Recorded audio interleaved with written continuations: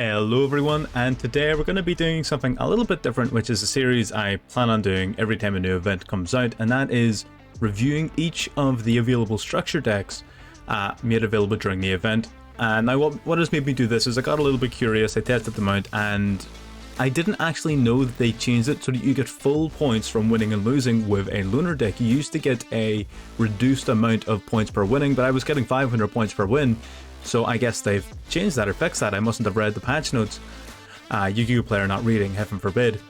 But basically we're going to be running a wee mini series here across the next few days, running through each of the three structure decks and which one, like what do we think's good, what do we think's bad. I would always encourage everyone to play each of the structure decks at least once if it's a deck that they don't own, because you may really like the archetype and it may be something you end up building.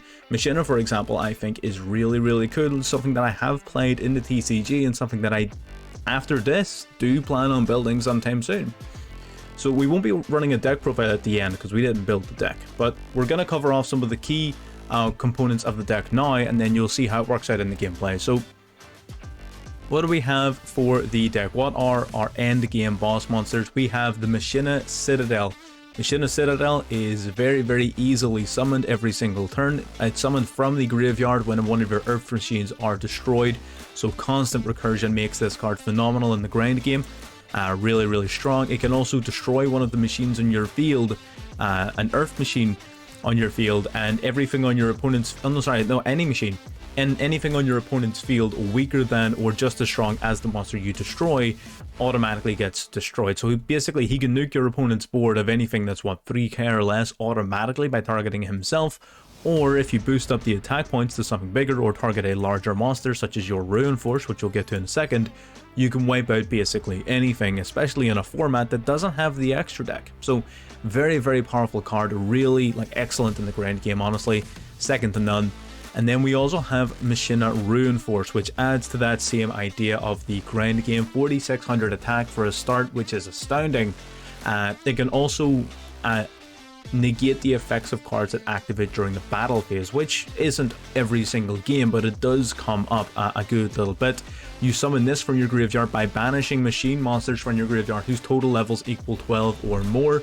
So you'd think that that would take away from your ability to win in the grind because you're banishing your key monsters, but when it's destroyed, you get to summon up to 3 of your banished Machina monsters whose totals level equals 12 or less. So you might not get to summon everything back that you've banished, but you will at least get to summon some of your more important combo pieces back to the board after this guy's destroyed. So he's 4600 attack, very easily sent to the grave, very easily summoned, and he recurs some of your more powerful monsters when he's destroyed. Machina Runeforce is amazing. So those are your main boss monsters of the deck. So how are we getting to them? So both of them can be summoned from the graveyard or the hand. Well, Citadel can be summoned from the hand, Runeforce is from the graveyard, so you don't necessarily need to build up a massive amount of field presence. Your primary normal summon is going to be Gear Frame. Whenever Gear Frame is summoned, you add a Machina from your deck to your hand. Dead simple. We have this, I still don't know how to pronounce this. Whenever he is added to your hand by a card effect, you can special summon him. On normal or special summon, he will send a Machina card from your deck to the graveyard. So that's how you're going to get, those are your main two ways of getting your Runeforce and your Citadel to the grave. You also have redeployment, which can search for them from the deck, or more importantly, can search for these guys who will generate you even more advantage. Because if you add the spur off of the redeployment, you summon it immediately, mill your card. Gear Frame as well, you can add 2 normal summon your Gear Frame, you generate a whole load of advantage. So these two are your main sort of searches. They're going to get the deck rolling. You also have Overdrive. Overdrive will destroy a Machina on your a machine on your field to summon a Machina monster from your deck with a different name. So this basically gets you access to Citadel on your opponent's turn with virtually no cost. And you can also banish it from the graveyard to shuffle 3 machines in your grave back into the deck to draw an additional card, so it even replaces itself. So Machina Overdrive is very good as well. Very powerful card. We also, for consistency, have the Machina Metal Cruncher. When it's normal summoned or special summoned, you get to reveal 3 earth machines in the deck and your opponent randomly adds 1 to your hand. So it's like a weaker-ish version of the Gear Frame in terms of its effect, but it also has 2800 attack points, so if you manage to summon it, which isn't that difficult, there you go. You also now have Ear Raider and Air Raider. These two are very interesting because they are primarily going to be triggering your Citadel once it's in the graveyard, but they also add a bit of consistency to the deck. Irrigator will destroy a machine on your field to summon from your graveyard, one with an equal or lower level. In and of itself is a level 8, so it can destroy itself to summon a level 8 or lower machine from the graveyard. Of course, when your machines are destroyed, Citadel comes out. And Irrigator will activate during your opponent's turn and will summon one from the deck. The same effect, except it's from your opponent's turn and it's from the deck. So an easy way to summon out a big boss. These two are very good for consistency. You have Machina Fortress. Fortress will discard machines from your hand whose total levels equal 8 to summon itself from your hand or graveyard. Now, of course, remember, this guy can be discarded as cost for his own effect. So this guy plus any other machine will summon him out of the field. Or if he's in the graveyard, you can just discard any of your big machines that want to be in the grave to summon him. Very, very easy summon. So those are your Machina monsters. There's also this little dork here. He sort of like equips on to one of your machines, and then whenever that machine is destroyed, you get to summon it. This guy is really not that great. We'll not worry about that. And the deck honestly comes with a lot of really powerful staple cards. So you've got your Infinite Impermanence, your Lightning Storm, Desires, Monster Reborn, Harpy's Feather Duster, Raigeki, Twin Twisters, lots of really powerful staples, even Red Reboot. So that's nice to see so many powerful cards being included in a free deck that everyone has access to. You also have Machina Defense Perimeter, which basically means if you control a level 7 or higher machine, your opponent can't target your level 6 or lowers. So it protects your weaker monsters, which is sort of, you know, whatever. Whenever a machine monster is destroyed, a battle or card effect, you can target a machine in your graveyard, add it back to your hand. Honestly, this card again, not that great, but it has its moments. Called by the Grave as well, phenomenal card. Limiter Removal is really freaking powerful in this deck, because obviously when your machines are destroyed, they will resummon like your Citadel and Runeforce and stuff to the field and get their effects. Really, really strong to push for massive, massive lethal play. On-off-res Reactivation will equip a Union monster from your deck onto one of your guys. So your Union monsters are mainly your gear frame and this little dork, the on-off-res boot up device. Not the greatest card. It adds a layer of protection, I suppose, because these guys will be destroyed instead of their equipped monster, so that's neat, but again, not a great card. And that's pretty much the deck. So again, there's not going to be a deck profile at the end, so let's get into the games and let's see what's going on. If you do like what you're seeing, if you like the series like this, I think I'm going to be doing it anyway. But if you like what you're seeing and you want to see anything more, do let me know down below and feel free to subscribe. Again, it doesn't cost you anything. It does help me out, so why not? And that will pretty much wrap us up here. So let's get into game number 1.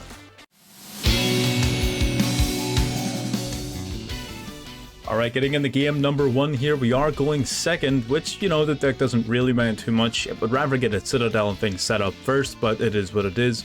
It doesn't necessarily perform bad going either way.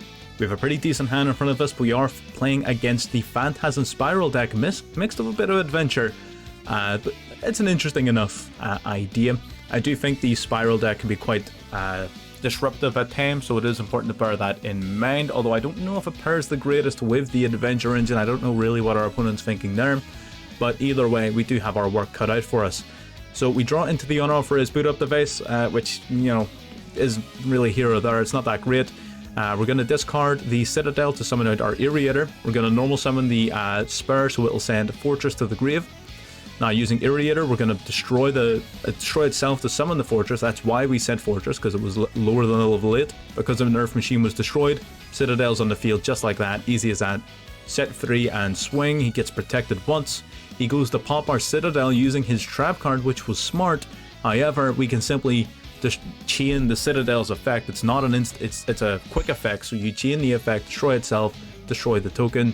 So our opponent doesn't really generate much advantage off of that, but because they no longer control a monster, they can summon the Spiral token, and they also get to search a trap card. Again, I have a deck profile on the channel about the deck that they're playing, so if you're curious, you can jump on and see that. We may play it again sometime soon.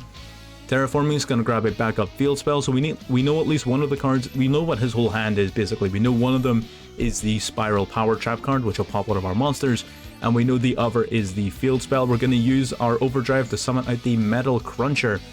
The Metal Cruncher then, when it's summoned, will basically reveal 3 Earth machines from our deck. Our opponent chooses a random one to enter into our hand. Our opponent hits the Fortress, which is great for us. He's going to banish the Enchantress to grab the Rite of Aramesir yet again. He's going to go into battle phase, but he has nothing really to battle. We're too big for him, and he ends his turn. So we're switching back over to us. Again, he can't really risk using his cards to destroy us, because if he does, we're simply going to resurrect our Citadel. We're going to banish our Overdrive, shuffle 3 machines back into the deck, and we'll draw 1. We drain the Monster Reborn, which is fantastic. Monster Reborn back out the Citadel. That does, of course, remove the threat associated with the usage of their Spiral Power Trap card. So they can, of course, simply pop us with no consequence. However, we're simply going to use Citadel's effect yet again to destroy itself in a token. Doing so doesn't really accomplish very much, however, because the field spell will now simply summon another token in defense mode, so it didn't do much for us, but it does free up the threat then of that happening again. Swing in and take out the token, swing for 25, swing for 28. We're, again, getting some damage across the board here. We are slowly winning this grind game, which is what the Machina deck aims to do. It aims to grind down your opponent and win in the long run. They're going to summon out the adventure token. They're also going to grab a Griffin Rider and discard one of their monsters. Discard their dead field spell. They'll summon out, they'll set a monster face down. We go to use our Machina Overdrive yet again to summon out another big Machina monster from the deck, but unfortunately we get hit with a Solemn Judgment. Our opponent has his own life points just to stop our effect. He is getting really low, so I don't know if that was the correct play, but he's just sort of desperate at this point. We draw in the Machina Redeployment, which is a super powerful card. We just don't have anything to discard for it. So we'll swing in, we'll take out the adventure token that removes his negate, take out the face down. We cannot swing over the Griffin Rider, it is too big. So we're just going to wait, we're going to draw into something for Machina Redeployment, that's our main goal. And again, without the adventure token, his Griffin Rider is no longer actually a threat. He adds the Megalomeasure to his hand, but he doesn't want to set it because he thinks he's safe behind this Griffin Rider. Unfortunately, he is dead wrong. We're going to grab the Runeforce from our deck as well as a Gear Frame. He's of course going to get his effect to summon out a token. When he summons a token, he gets to search his deck, but he doesn't have any cards left to search. I suppose he just doesn't run enough of them. So he's going to summon out the Ear Raider here. We're going to equip the Gear Frame onto our Metal Cruncher simply to free up a monster zone to summon out our Runeforce. He Solemn Judgments the Runeforce on its summon, but like I said during the deck profile, that doesn't matter because we banished to summon it a Citadel. Citadel, now that our Runeforce was destroyed, is summoned back to the field, so we're no really any worse off than we would have been. Take out the Griffin Rider first. That does of course make his Spiral Power live, which was a small misplay from ourselves, but it doesn't change the result. Simply too powerful, overwhelmed our opponent, and amazing. So this was an astounding performance from a deck that's being made available for everyone to play, and you're no longer receiving reduced points for victory. I do think this is an amazing addition to the events. I think this is going to make the events much more accessible to people, because there's very, very few cards in this deck that are bad as such. Only a handful, I would say, maybe 3 or 4. It's not optimal, of course. There are certain ratios and things you would adjust, certain cards you would maybe cut. But in terms of like outright bad cards, there's like 3 at most. So really, really good performance. Really does shine a positive light on the developers for adding in this sort of feature. Great game. Let's get into game number 2.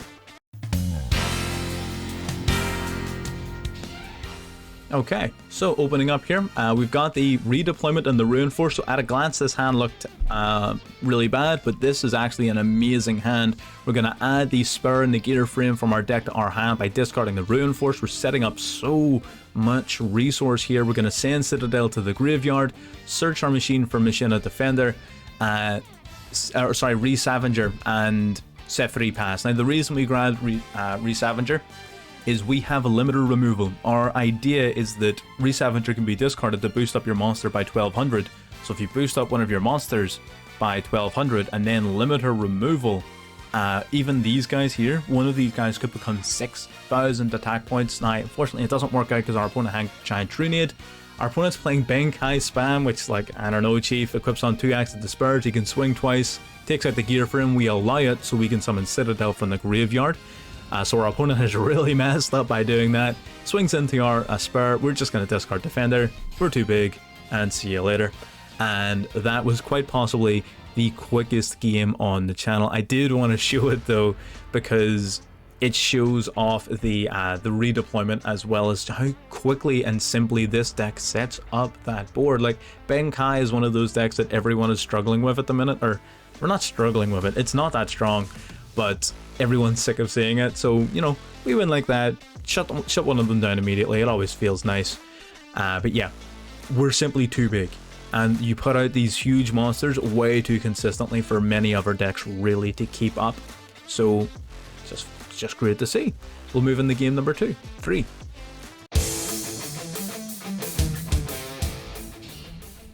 Alrighty, moving into game number 3. We're opening up going second again, and we're playing against something. Our opponent basically just draws one for free, and who would have guessed Flounderies? So what are you going to do? Going second against Flounderies is always a very difficult matchup, but we are going to try our best here. Our opponent tribute summons out the Flounderies and Impen. It's going to trigger off Rabina's effect. He's going to search his deck for a spell or trap, so he gets to add Eaglin, Rabina back to hand, as well as search for a card. So what's that? +3? Insane. Flounderies is just disgusting. It's broken. But it is what it is. It's here, and it's here to stay, at least for a while it's brand new. It's not going to be seeing any major ban list hits anytime soon, and it's not as if the deck even gets mixed, so you can't like slap it on the wrist by banning something else. So our opponent sets free and passes. We are somewhat limited in what we can do, but we can open up with the redeployment. We're going to add Gear Frame as well as our Spur to our hand. We're going to special summon Spur out to the field, but I accidentally summoned it in an attack position. We're going to normal summon our Gear Frame. Gear Frame unfortunately gets hit with Impermanence, but to be honest, we don't really have anything worth searching for anyway.